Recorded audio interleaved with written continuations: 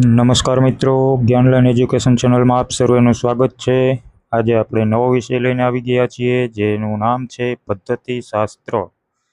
આપણી પરીક્ષામાં પદ્ધતિશાસ્ત્રના ખૂબ જ વધારે મહત્ત્વ આપેલું છે અને પદ્ધતિશાસ્ત્રમાં સૌથી વધારે કન્ફ્યુઝન હોય તો પદ્ધતિ, પ્રવિધિ, પ્રયુક્તિ અને પ્રવૃત્તિ આ ચારેય શબ્દો ઉપર હોય છે અને ચારેય શબ્દો એકબીજા સાથે જોડાયેલા છે, પરંતુ તેમનો અર્થ અલગ છે।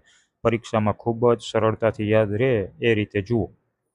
પહેલો શબ્દ છે પદ્ધતિ, જેનો સરળ અર્થ થાય છે શિક્ષણ આપવાનો વ્યવસ્થિત માર્ગ, જેમ કે ચર્ચા પદ્ધતિ। બીજો શબ્દ છે પ્રવિધિ, પદ્ધતિને અસરકારક બનાવવા માટે ચોક્કસ રીત કે કૌશલ્ય, પ્રશ્નોત્તરી પ્રવિધિ।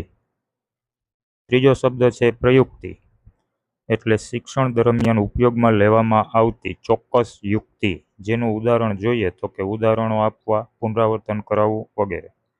અને ચોથો શબ્દ છે પ્રવૃત્તિ, વિદ્યાર્થી દ્વારા કરવામાં આવતું વાસ્તવિક કાર્ય, જેનું ઉદાહરણ છે જૂથમાં ચર્ચા કરવી, પ્રયોગો કરવા વગેરે। પદ્ધતિ છે વિષયવસ્તુ શીખવવા માટે શિક્ષક જે વ્યવસ્થિત અને આયોજનબદ્ધ માર્ગ અપનાવે તેને પદ્ધતિ કહે છે। ઉદાહરણ જોઈએ તો વિદ્યાર્થીઓને પ્રશ્નો દ્વારા વિષય સમજાવવો, જે પ્રશ્નોત્તરી પદ્ધતિ છે। બીજો શબ્દ પ્રવિધિ, કોઈ પદ્ધતિને વધુ અસરકારક રીતે અમલમાં મૂકવા માટે ચોક્કસ કાર્ય રીત અથવા કૌશલ્ય એટલે પ્રવિધિ। ઉદાહરણ જોઈએ તો ચર્ચા પદ્ધતિમાં વિદ્યાર્થીઓને નાના જૂથોમાં વહેંચીને ચર્ચા કરાવી। પ્રયુક્તિ, શિક્ષણ દરમિયાન વિદ્યાર્થીનું ધ્યાન ખેંચવા, સમજ વધારવા કે યાદશક્તિ મજબૂત કરવા માટે કરવામાં આવતી નાની અને ચોક્કસ યુક્તિ એટલે પ્રયુક્તિ। ઉદાહરણ જોઈએ તો પ્રશ્ન પૂછીને જવાબ મેળવવો, ઉદાહરણ આપવું, પુનરાવર્તન કરાવવું, સરખામણી કરાવવી વગેરે। અને ચોથો શબ્દ છે પ્રવૃત્તિ, વિદ્યાર્થીને કરાવીને શીખવવા માટેનું કાર્ય એટલે પ્રવૃત્તિ। ઉદાહરણમાં વિજ્ઞાનમાં પાણીનું શુદ્ધિકરણ સમજાવવા વિદ્યાર્થીઓ પાસે જાતે પ્રયોગ કરાવવો।